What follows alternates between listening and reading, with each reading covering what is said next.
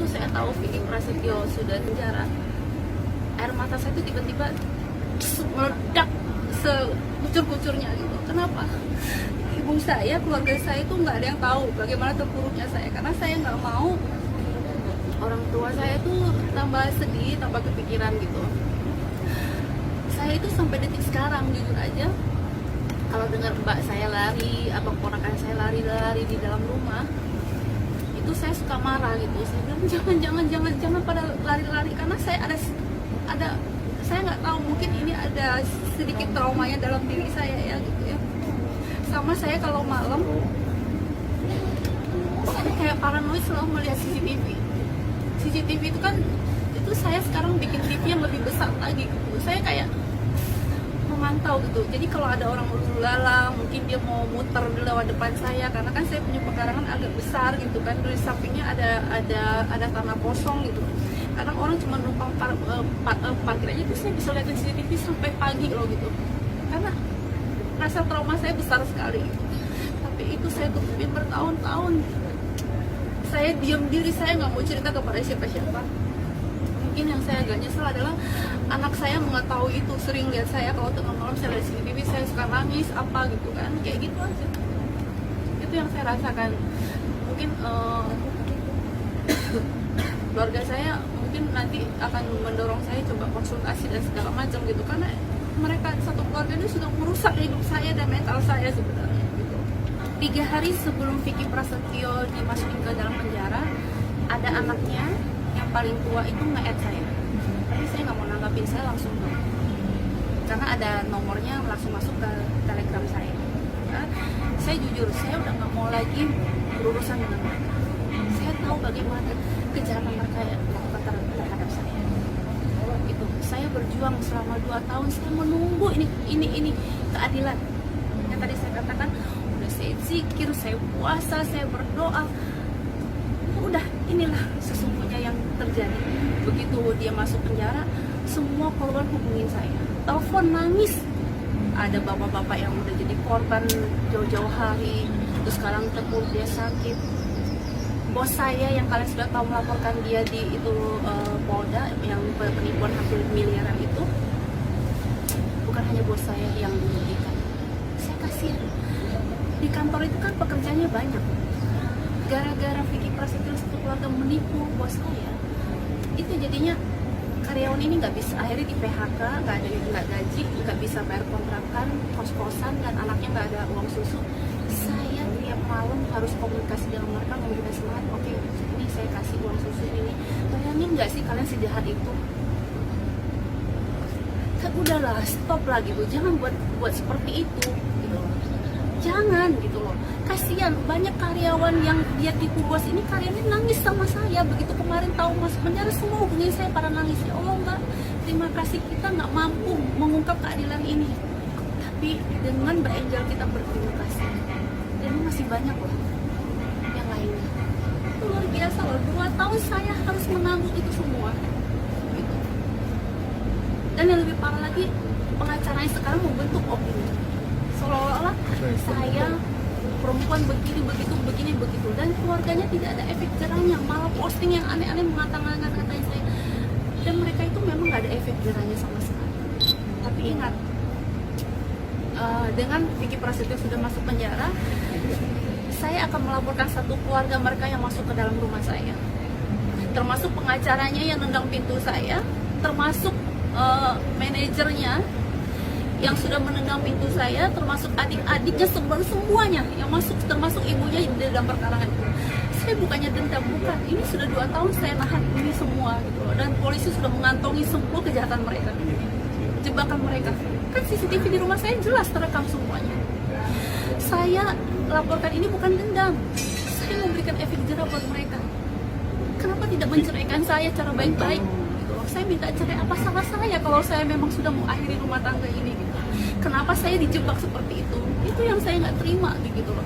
Saya mungkin bisa memaafkan, tapi saya punya keluarga besar, ibu saya, adik saya, kakak saya, yang lainnya ini tidak bisa menerima lihat perlakuan mereka itu.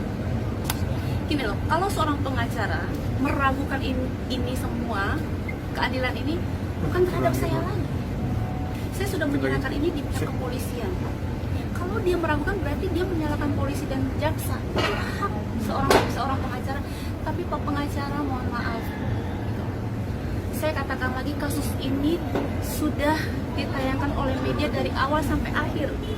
Seorang aparat, seorang polisi, seorang kejaksaan tidak mungkin tidak mengantongi semua bukti kuat ini untuk menangkap seorang Vicky Prasetyo. Kita tahu dia sering sekali lolos dari laporan orang, ya kan? Saya ini cuma hanya menunggu aja keadilan seperti apa. Saya difitnah kanan kiri, saya dikatain ini segala macam. Ini yang bikin saya sangat sedih gitu loh. Saya sedih, saya tuh apa ya, 2 tahun tuh sebenarnya saya berusaha untuk bisa move on supaya bisa menjawab semuanya itu. Saya berusaha untuk tegar.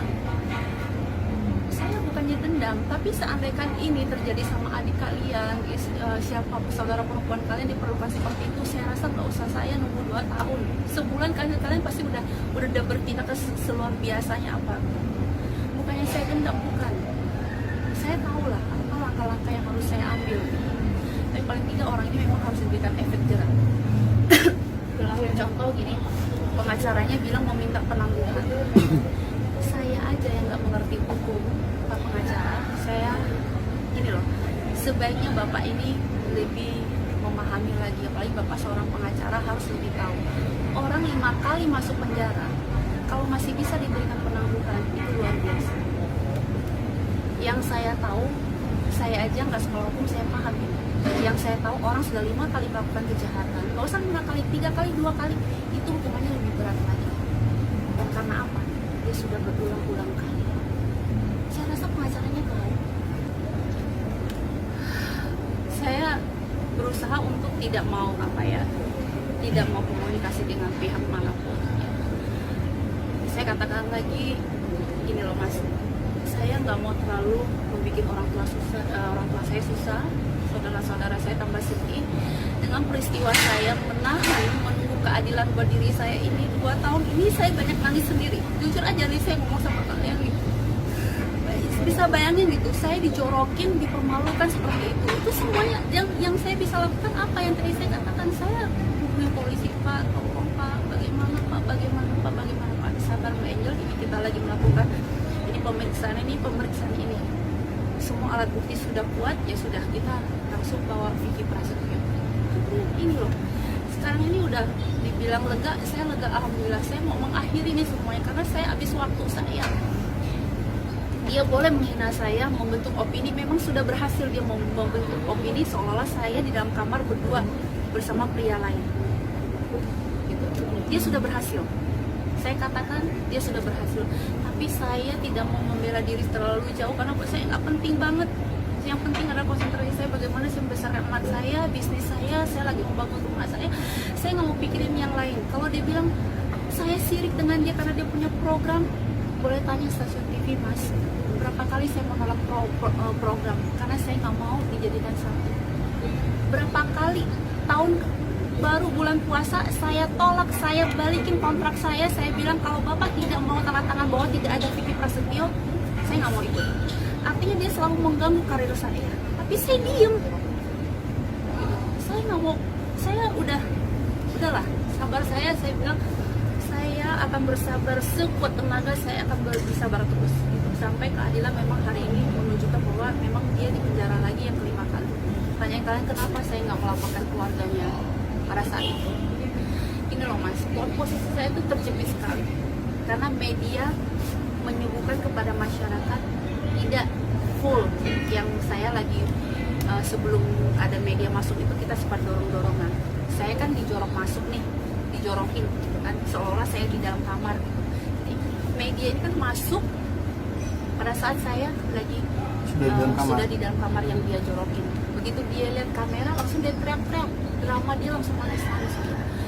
Kalau saya pada saat itu saya laporkan keluarganya dulu, orang akan bilang saya minta pembelaan, kenapa keluarganya yang dilapor? Saya nggak mau gitu. Iya kan, saya harus pikirkan gitu. Kalau saya laporkan keluarganya lagi, nanti itu bilangnya saya mencari-cari kesalahan orang. Enggak, saya ikutin semuanya jalurnya dengan baik. Walaupun kesabaran itu saya harus menunggu selama 2 tahun. Dan dibela, baby, adik-adiknya, ibunya, semuanya keluarga mereka itu memang sudah terbiasa. Tidak akan berhenti, tidak ada efek jerahnya. Karena kenapa Vicky Prasetyo selalu mengatakan kenapa Angel selalu bawa-bawa keluarganya? Karena memang satu keluarga inilah Vicky Prasetyo menipu orang yang terima uang ibunya, adiknya dan segala macam. Termasuk dengan saya. Saya nggak mungkin berbicara kalau nggak ada bukti. Sampai detik sekarang, dari awal sampai detik sekarang, omongan saya ini berani saya pertanggungjawabkan. Semua kasus yang melibatkan Vicky Prasetyo itu keluarganya tahu. Itulah kenapa saya selalu menyebut keluarganya.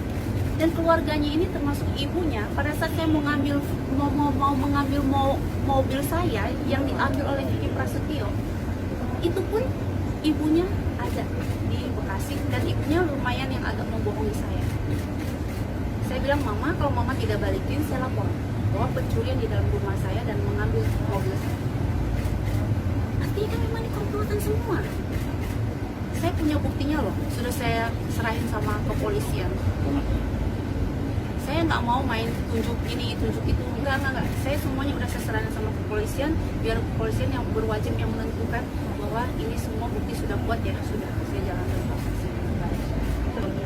Ya saya sekarang semenjak kejadian seperti itu, saya kemana-mana selalu ada keluarga saya. Sekarang aja saya mau syuting ada papa saya dan ini terus, karena mama saya selalu menitip pesan, jaga Angel, perhatikan dia, karena mama saya takut ya.